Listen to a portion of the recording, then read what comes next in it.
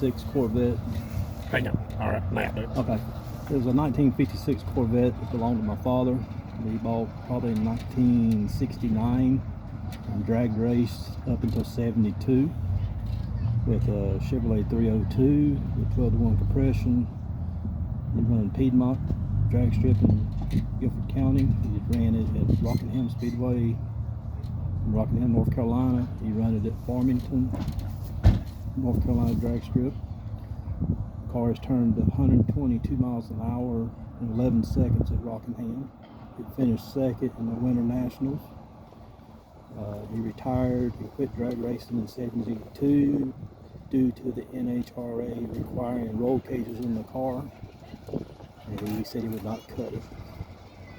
The car is now, I still have the big motor that was in it, but the motor's been replaced in it with the Chevelle 350 300 horsepower motor compared to the 650 to 700 horsepower motor it had in it.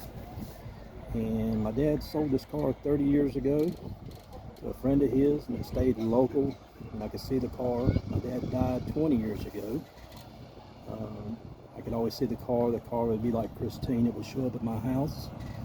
I tried to buy it back, and James always told me he would not sell it. And then this past November, he called me up and said he was thinking about selling the Vette. And my heart jumped out of my chest, figuring out what I need to do, because I know if I don't buy it, that car is going to get gone, and that's my childhood. That is me. It is my dad's car, but it's also me. And I couldn't resist not buying it back. I had to have it. It's old. The paint is showing its age. I would not touch this car. This car will be like this when I'm dead and gone. So that's basically what I got. There's a lot of other stories about this car. The car, my dad's put this car through the ringer in his day. Tell me about the wheelies. Oh, this car has never had wheelie bars on it. I got pictures that show it barely off the ground. But I was told by other people that are older than me, I'm 58 years old. I've had people come up to me in their 70s and say they remember seeing this car at Rockingham and Piedmont taking off from the line, and it is standing up and going down this drag strip on the back wheels. My dad knew the limitations of this car. There's a picture there in the corner of the windshield of the two Vettes. That's where Daddy finished second. That's where my daddy finished second, right here. This guy here was from Siler City. He ran a machine shop, and he beat my daddy. That was the last race that this car raced that year. And then it got painted like this. This was 71. Got painted like this, and Daddy raced it with this paint scheme in 72. It is also on a record album, Sounds of the 50s by Mickey Hawks. The record album did pretty good in Japan. I've heard of the Japanese people have been seeking for this car to get it over there to Japan. So that's one reason I bought it back, because I knew possibly if this car gets sold, it may go across the water. And that would be horrible. Yeah, and I'm my only child. And if you look at the guy and the girl and the paint job on the scene, you look at it, it dates the paint job. He's wearing bell-bottom pants. So it was painted in 1971 and raced until 72. The paint is pearl white, candy apple red. The black is not paint. The black is soot from a acetylene torch. There's a scratch right here. I probably put that scratch in that car when I was 6 years old with a bicycle. I was told to stay away from the car, and it was like a magnet. And I've gotten tore up for that scratch. I got memories of riding in it with my mom and dad sitting in the middle and getting it down the highway. You said you pointed to the speedometer. I pointed at the speedometer. The speedometer's got 140 on it. And I remember reaching over with my little finger and saying, "Daddy, I want to see it do that." And my mama was cussing my daddy out, "Don't do it." And we got up to 110. And I was grinning, "Come on, Daddy, go, go, go." So it does still have the high-rise intake hood on it. There's nothing under it. But the car just don't look the same without the hood on it, because it's been like this all its life. Right. It's been in car shoes back in the early 70s in Greensboro, North Carolina at the Coliseum. The car has never been showed since. The owner I bought it from would never take it to cruise ins. I've been going to uptown cruising just to drive it. Like I say, it's nothing special. The paint's wrinkled up on it like an old egg, but it's nostalgic. It shows the era of the car. Exactly. The And it history of don't. the car. I the era agree. of the Don't car. ever change it. It did have a Dana rear end in it. It does not have the Dana in it now. It's still positive traction, but not the Dana. And it does have the big motor taken out of it. It's still got the 4-speed rock crusher. Transmission been rebuilt. I assume steel drum brake all the way around. Yep, 4-wheel drum brake, and you don't want to ride close to nobody going because it will not stop. But I will not take a dime for it. Oh yeah. I hope it's around for a long time. You got kids? I've got 2 grown kids and I got 8 grandkids. Oh. And my grandkids, we're raising 2 grandkids of our own. The 5-year-old, he'll be 5 years old. He's riding in it just like I used to when I was 5 years old. That's awesome.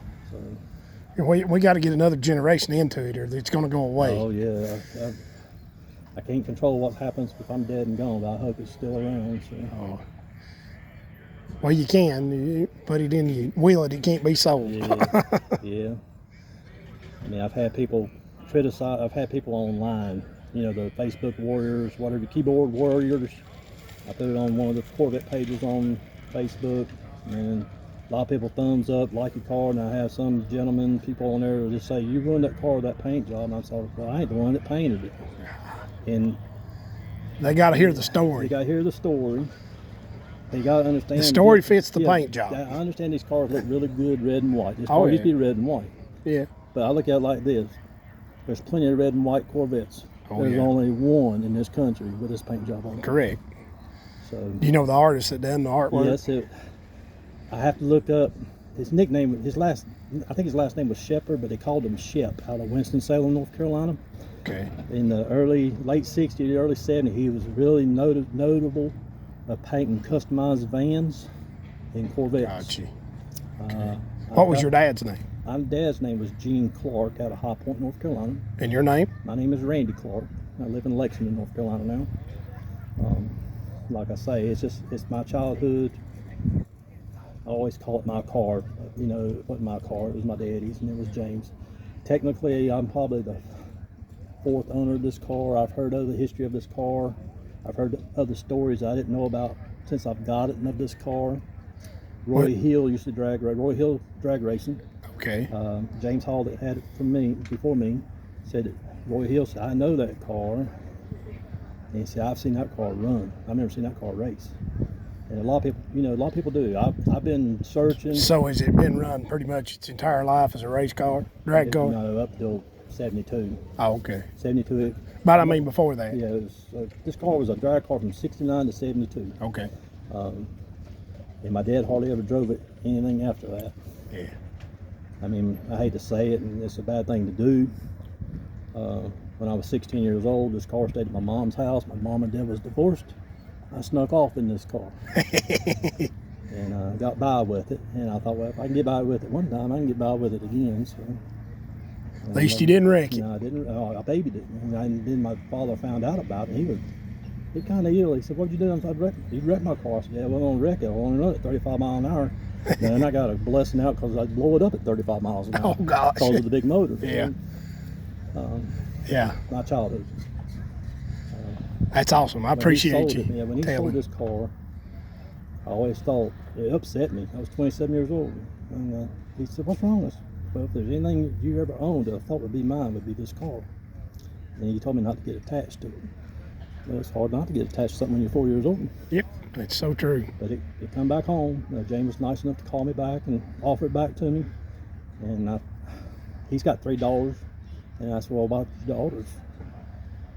What do they think about it?" And he said they don't like it. I said, "Well, that's the way I felt." You know, I told him to tell his daughters anytime they want to see the car, they want to go riding the car, just to hit me up. It's just as much theirs as it is back to being mine, you know? Yeah. So he took the time to take care of it. So Yeah. let them be a part of it too. Yep. I appreciate That's you awesome. stopping by and Yeah, I doing appreciate that. you. You're Yeah. the first one that's done anything like this. I mean, I do my own pictures on Facebook. Right. I mean, if you look around on Facebook, you'll see paint jobs like this on some cars. It'll be that same kind of color, red and white. Oh, And yeah. boxy. They're more boxy lines Yeah. than this one. Yeah. But I mean, It's funny. It's hard to find somebody to do an airbrush. That was something to do back in the 70s. Oh yeah, it was. I've done some of this with the smoke lately on some stuff for an LS motor. Yeah. So, like I say, it's just like the guy that bought it for my dad. He says it's just a car. Yeah. And it is. I'm gonna drive it. It's not a trailer queen to me at all. Right. I'm gonna drive it, and people can like it or not like it. It's mine. Right. So, they all are just cars, but they become part of us. I don't care what you say. Yeah. I lost a truck that I'd worked real hard on a few years ago, and you know it hurts your feelings when you total one, and you've worked and worked and worked on it. I just know if this gets tore up, there's no replacing it. So I baby it today.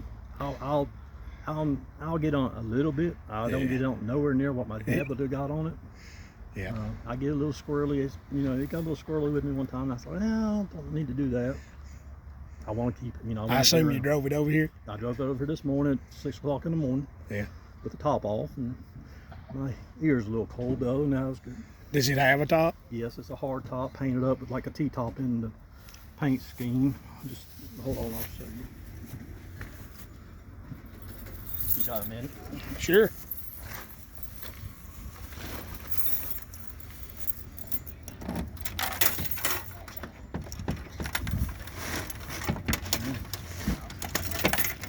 There we go. Oh, okay. There's a picture of the top. That picture was taken in probably 1985, back when it had the big wheels still on the back, aluminum slots.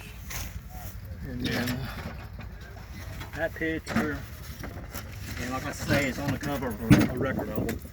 Oh yeah, that's a better picture though. That picture was taken at High Point College, 1989. High Point College for the singer Mickey Hawks. But you go on YouTube and pull up Mickey Hawks and sounds of the 50s, and they'll show the video of this same picture. It's not a video, it's just pictures. Pictures, They'll show this picture of this car online. Oh, that's awesome.